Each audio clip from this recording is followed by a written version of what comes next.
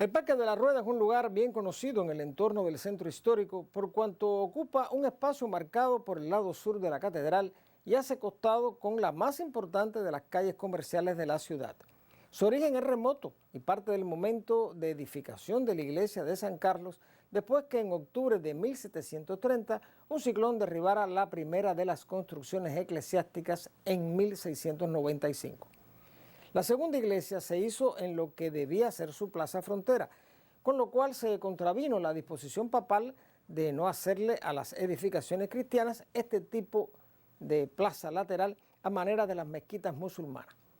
Al quedar definido el espacio de la nueva iglesia, quedaron en sus lados norte y sur sendas áreas que se fueron ocupando en la medida en que el edificio ganó sus respectivos campanarios y naves laterales, la última en 1840. Desde muy temprano, en el siglo XIX, en 1804, se empezó la construcción inmobiliaria en el tramo de manzana delimitado por sacristía y medio, pero la plazuela sur de la iglesia se respetó, sea por mantener la condición sacra del edificio y no permitir que al menos en su contigüidad se levantaran casas o comercios.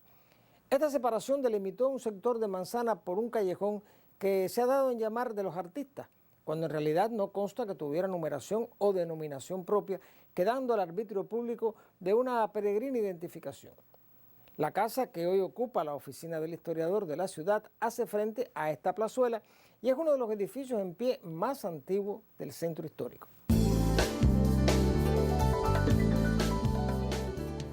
El espacio del parque o plazuela, tal como se ha descrito, existe en la contemporaneidad de la actual catedral, lo que convierte al área en una de las más antiguas de la ciudad, aunque no tuviera mayor significación que ser un espacio aledaño no edificado. No obstante, adquirió cierta significación cuando se escogió para escarnecer la figura del lugarteniente general Antonio Maceo, luego de su caída en San Pedro el 7 de diciembre de 1896, ocasión en la cual se construyó un muñeco de tela colgado del balcón de una talabartería frontera a la plaza, representando al general caído, mientras cierta muchedumbre vejaba su memoria. Incentivado por el aparato colonial que vio en el coyuntural hecho ocasión de mezquina alegría, después de lo cual se lo quemó. Los patriotas contrastaron la acción colocando pasquines alusivos a la independencia a manera de desagravio. La ceiba que hoy crece en el centro del lugar la hizo trasladar desde el jardín de su casa en Manzano número 88 la esposa de don Luis Dulzaides en 1898. La ceiba es un árbol típicamente cubano y simbólico. Se ignora la razón de colocarlo en sitio tan destacado, sabida la aversión del gobierno colonial por cualquier atributo que tuviera relación con lo autóctono de Cuba.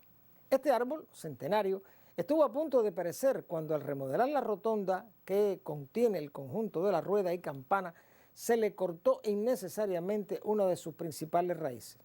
Los esfuerzos de la oficina del conservador lograron rescatar la ceiba luego de regarla con 200 litros de agua cada día durante un mes, extraída del antiguo pozo de la primera iglesia. Poco tiempo después, luego de un periodo de recuperación, la ceiba volvió a lucir su follaje en toda plenitud.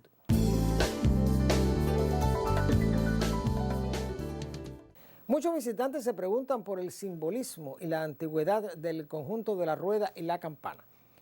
En 1968, en ocasión de conmemorarse los 100 años de luchas por la independencia, la calle del Medio adornó todas las vidrieras de sus comercios con motivos alusivos a la celebración de aquel primer levantamiento que inició la Guerra Grande.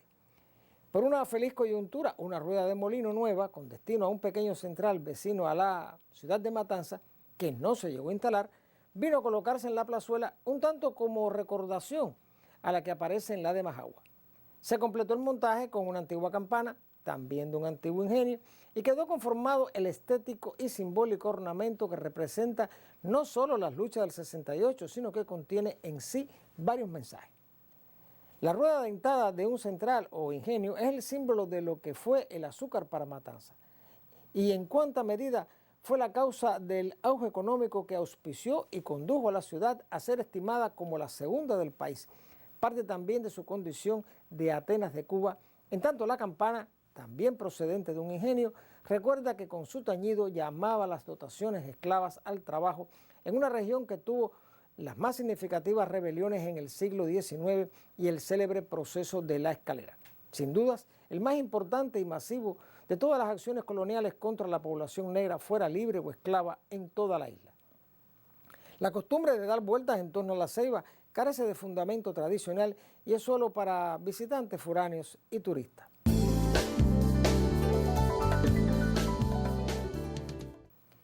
El entorno de la plazuela ha cambiado con el tiempo, como es natural, que ocurre en cualquier parte de una ciudad que se transforma. En la mitad del siglo XX, en la década de los años 50, al pie de la ceiba hubo un pequeño establecimiento de comidas ligeras que desaparece en los primeros meses de 1959. El tramo de cuadra, contiguo al parque por la calle Medio, tuvo en el ángulo, con el corto tramo de vía que pasa frente a la oficina del historiador, también carente de nombre o numeración, un comercio de bodega y bebidas seguido de un bar, una barbería, una joyería y una ferretería, así como un establecimiento para limpiar zapatos. Frente a la plazuela estaba el que fue Banco de Boston y una librería que vendía artículos para escolares.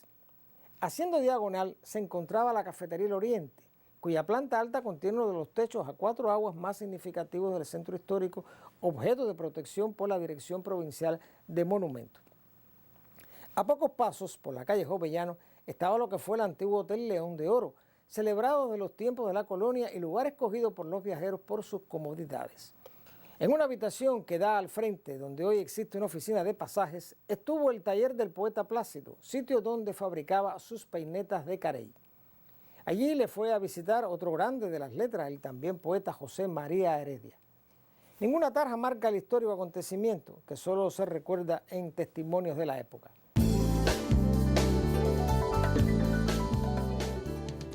La importancia actual de la Plaza de la Rueda descansa en ser, en propiedad, el segundo de los espacios con categoría fundacional.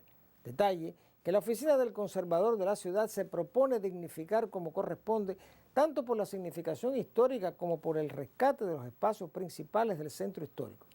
De hecho, aunque la Plaza de la Vigía es la fundacional por excelencia, los edificios de gobierno y eclesiásticos se colocaron en la manzana frontera a esta plazuela.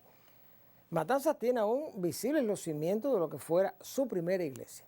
Y otra singularidad del espacio de la Plaza de la Rueda es carecer de numeración o delimitación como solar en el mapa de 1693, por cuanto todo el área delante de la primera iglesia estaba destinada a plaza de esta y como tal aparece en el referido documento, de modo que nunca fue adjudicada a ningún vecino en la repartición subsiguiente a la llegada de los canarios, conservando su individualidad respetada en más de 3 siglos, incluso cuando ya cesó el espacio previsto como plaza de la iglesia y pudo ser urbanizado.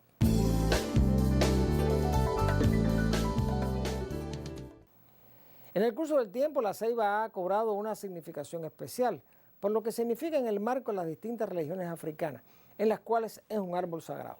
No es raro encontrar ofrendas junto a su tronco y algunos creyentes se sientan en los bancos del parque simplemente a recibir lo que entienden como su influjo bienhechor o a mirarla. Jugando un tanto con la imaginación, la ceiba vista desde su costado oeste semeja a una mujer con los brazos extendidos. Tal como lo afirma la tradición y la práctica lo consagra, este árbol jamás recibe el impacto de una descarga eléctrica. En la ciudad hay otras ceibas centenarias, pero solo 2 de ellas cuentan con el privilegio de estar situadas en parques o plazas. La segunda, que cumple esta condición monumentaria, se encuentra en el Parque de la Fraternidad, en la playa, sembrada el 28 de enero de 1953 en la tierra colectada de todas las repúblicas de América, en ese entonces. La verja que la circunda estuvo en torno a la estatua de Fernando VII en la segunda plaza de armas y en el paseo de María Cristina. Pero de todas, la única que reúne un profundo simbolismo histórico es la de la plazuela de la Rueda Dentada.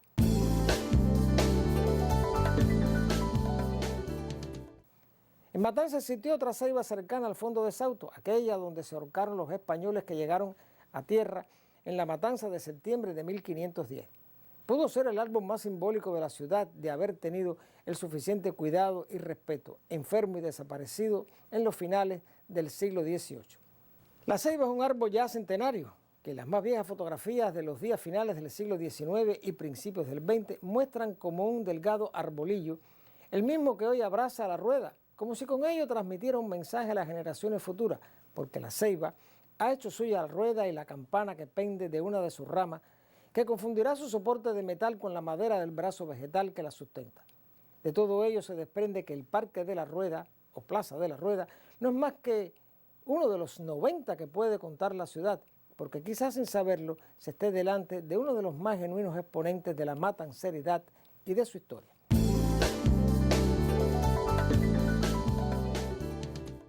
Los invito y los convoco para un nuevo encuentro con la historia y el recuerdo, porque la memoria es la dueña del tiempo.